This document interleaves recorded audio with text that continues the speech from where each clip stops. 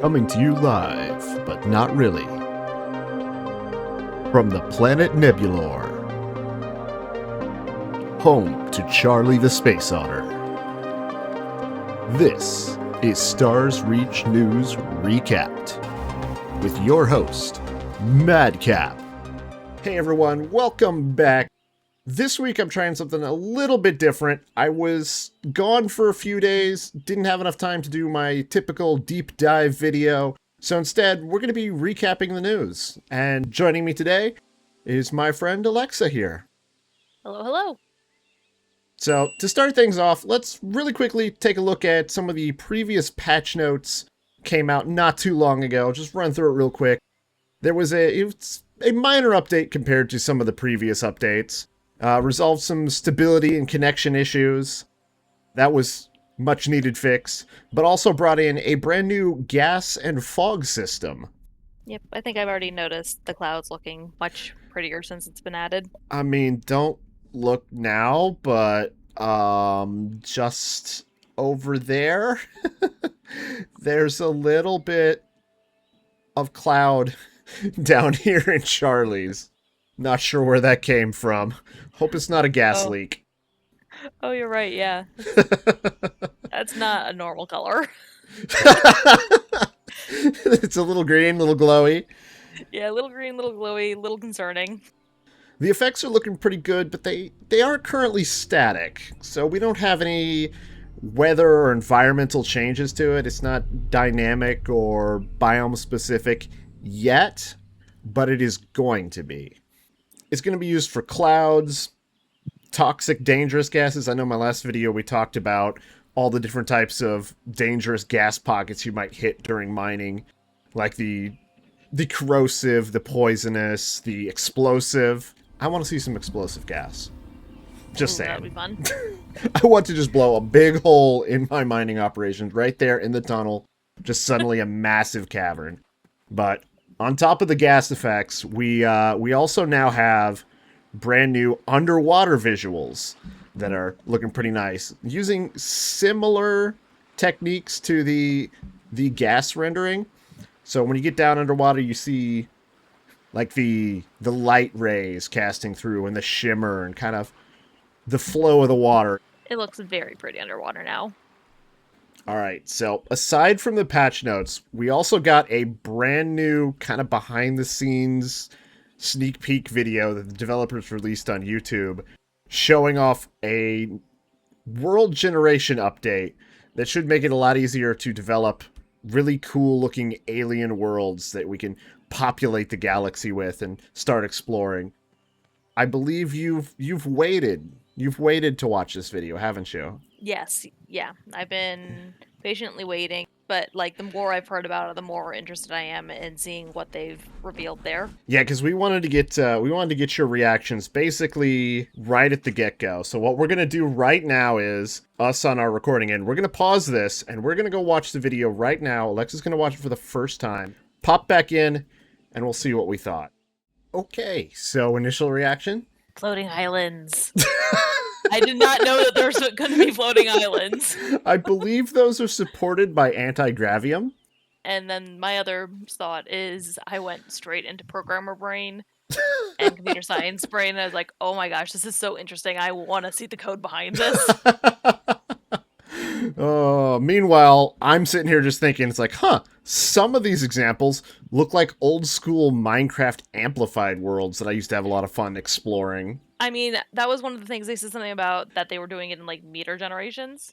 And it's like, oh, that's the same measurement as Minecraft. Yes, Minecraft works in a 1 cubic meter system, so this seems to be using 1 meter as well, but with details smaller than a meter, because I guess the 1 meter voxel contains more than one material, it sounded like, or it can. I want to know how powerful of a trailblazer they were using.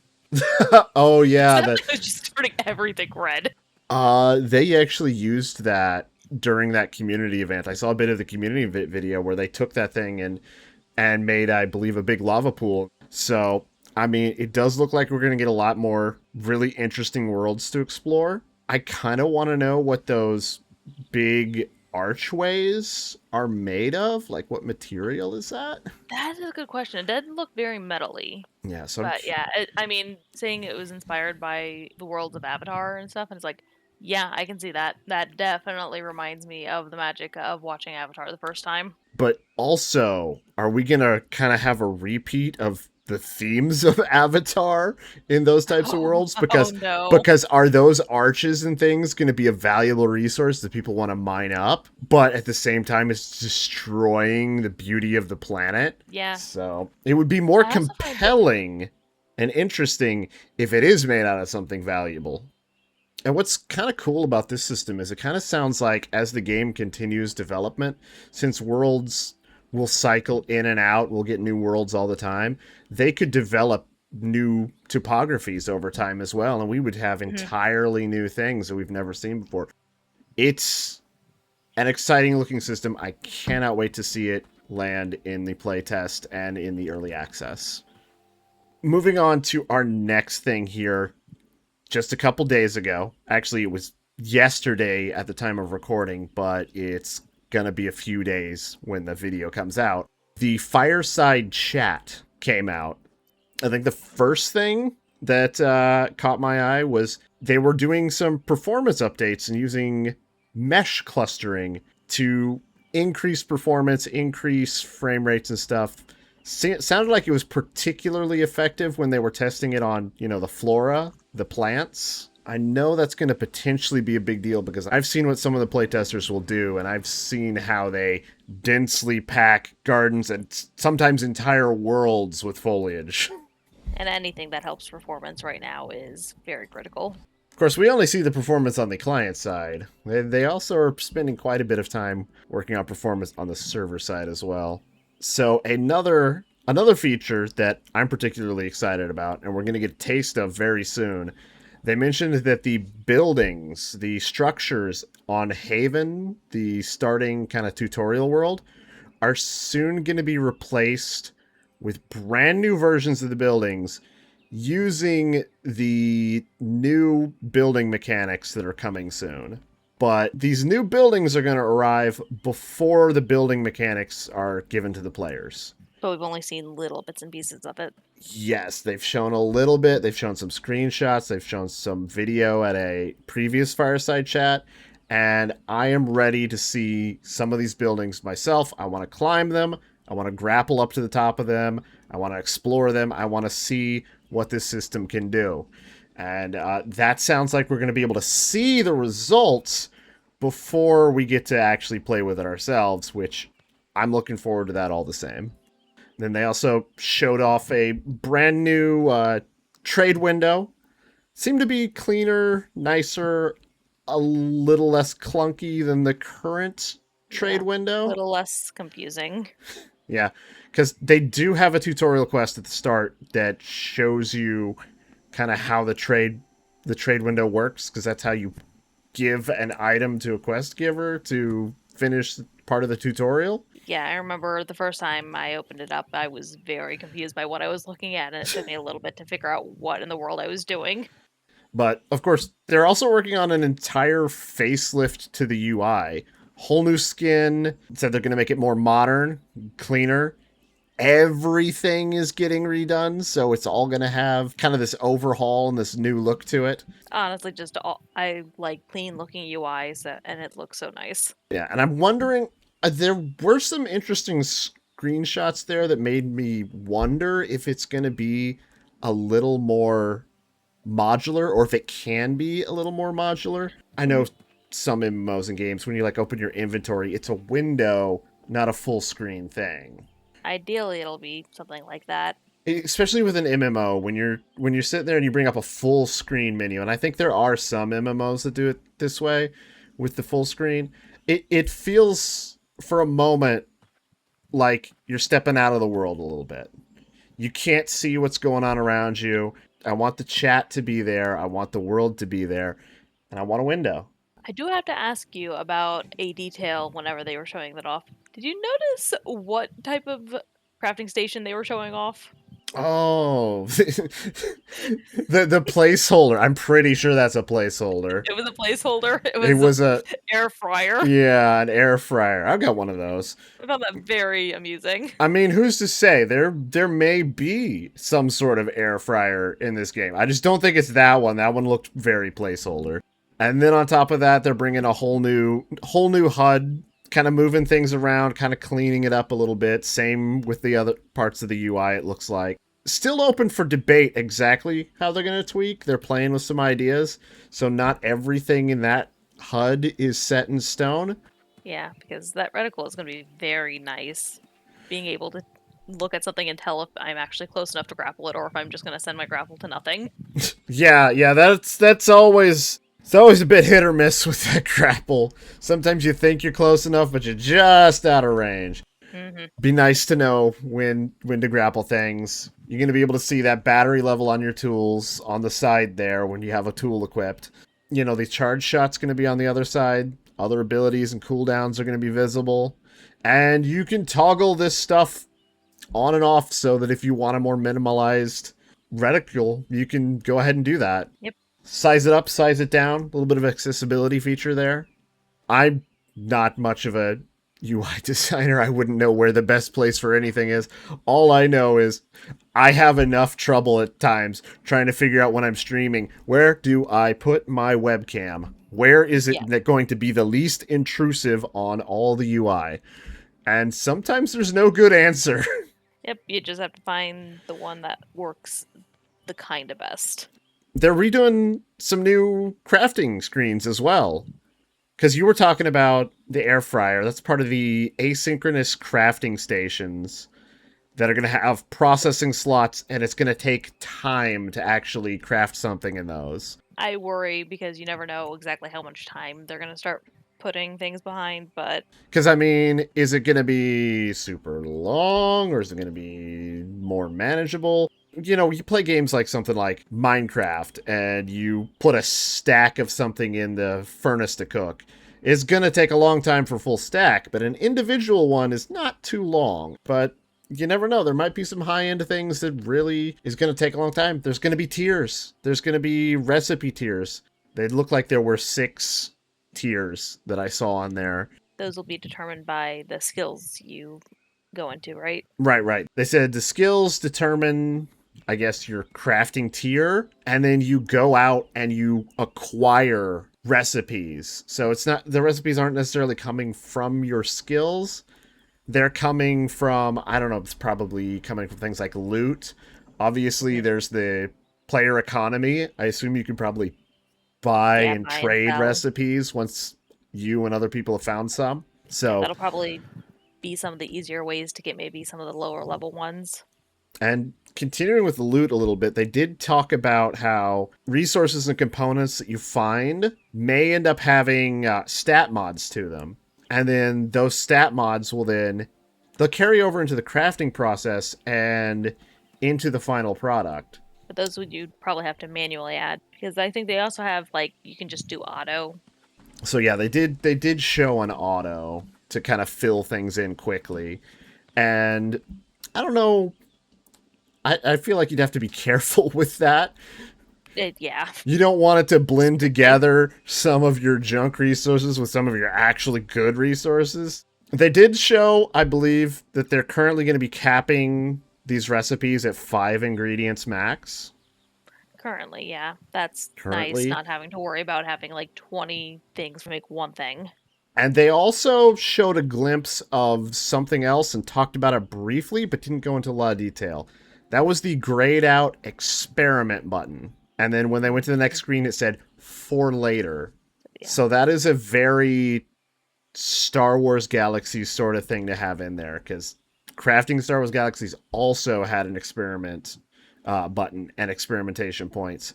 And it sounds like it could be somewhat similar here. So they did say you spend experimentation points that you have from your skills, and then you go into a mini game that will be able to push the item stats even further. They did not elaborate on the mini game.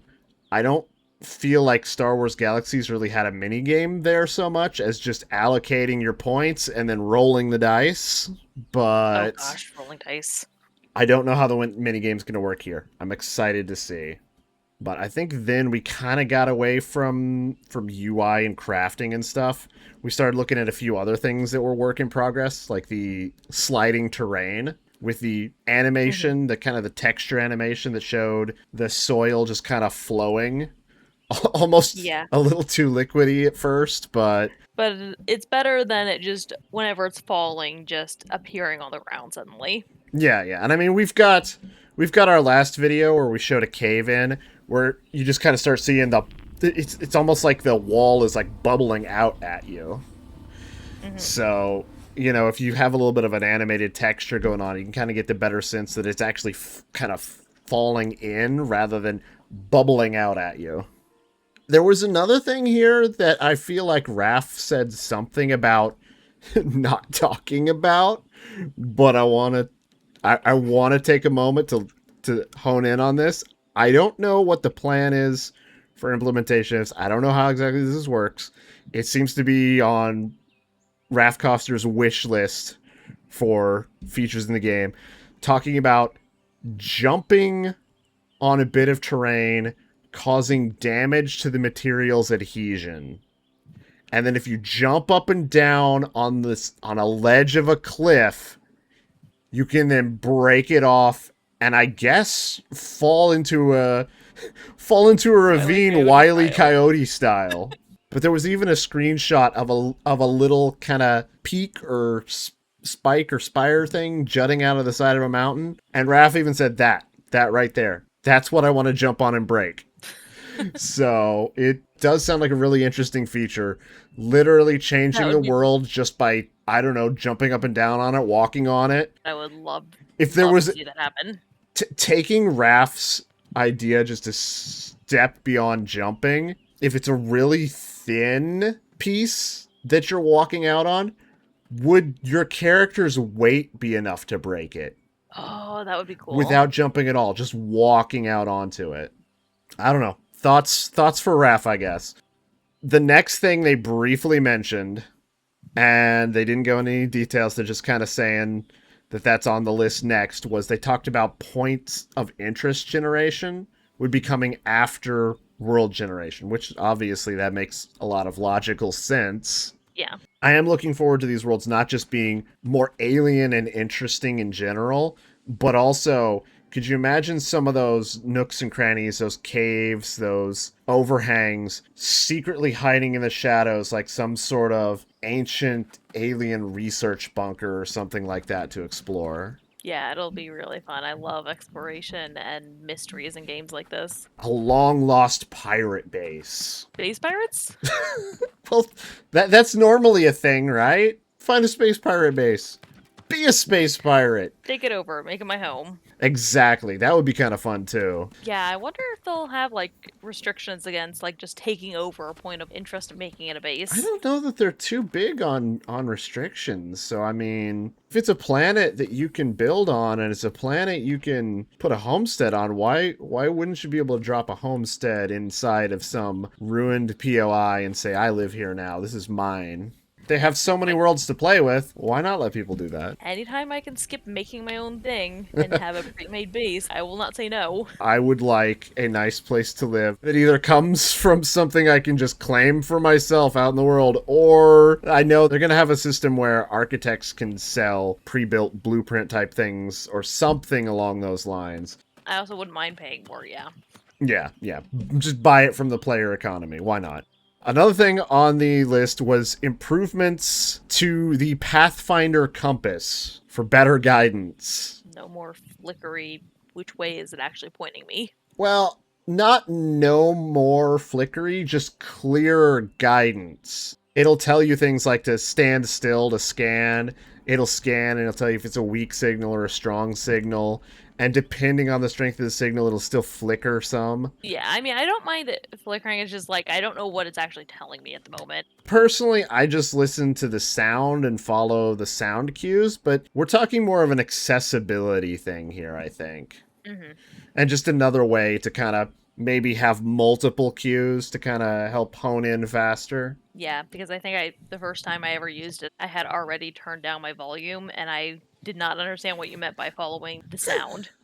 Yeah. The next thing that I wanted to mention was another thing that was just briefly covered. Character customization. They did not show it, but what they said, it was going to be moving into internal testing, I think within the next week. So by the time Sweet. this video hits YouTube, there's a very good chance that it is already in internal testing. I will say this, if you're watching this video in the future, I'm going to include a link down below to the development roadmap. Great resource. You can actually go there yourself and check character customization and see which category it's currently in, hoping it's in the internal testing. Fingers crossed. And okay, I do believe that was all the main points of the fireside chat that I picked out. I will say, though, it's always interesting at the end of a fireside chat to see what kind of tangents Twitch chat can get Raph to go off into. This fireside chat had a nice little discussion about MUDs, multi-user dungeons. We're not going to go into those details. Those are Things before. Those are ancient 90s precursors to MMOs, for those that don't know. But Raph is always a source of interesting tales. But we'll keep it to Star's Reach here for now. We're going to end today by taking our top picks from the developer roadmap. Basically just sharing some excitement over what we want to see the most. So, Alexa, what was your top pick over there on the developer roadmap? Mine was the alien puzzles. It probably comes to no surprise with my interest in POIs, but I love puzzles and exploration. So I'm really excited to see how these puzzles work. There was some video on that a couple fireside chats ago about how they would work and how there'd be different variations and different ways that the puzzles could play out. They seem to want it to work in a way that you're not going to just be able to go look up the solution. You're really going to have to think about it yourself. Mm-hmm. But it still won't be like impossible to figure out.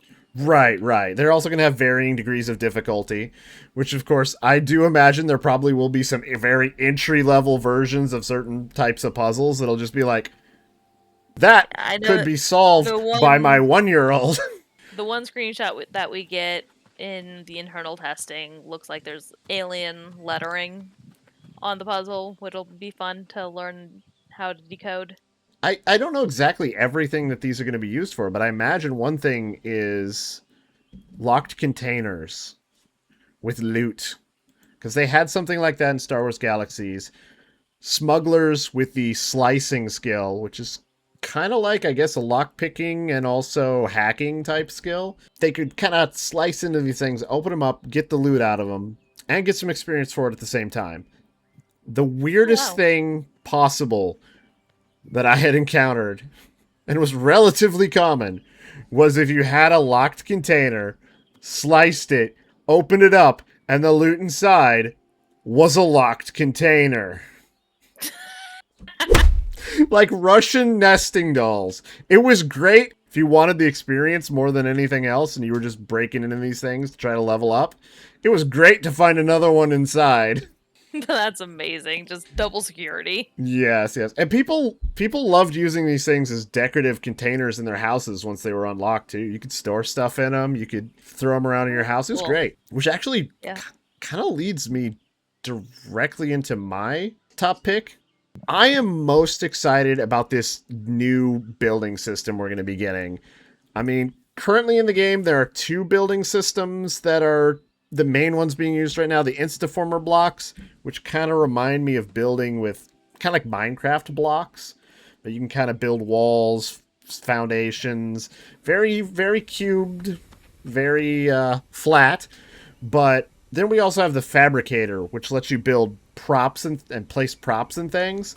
So right now that system lets you build walls with doorway arches and windows and things, but it also lets you place furniture.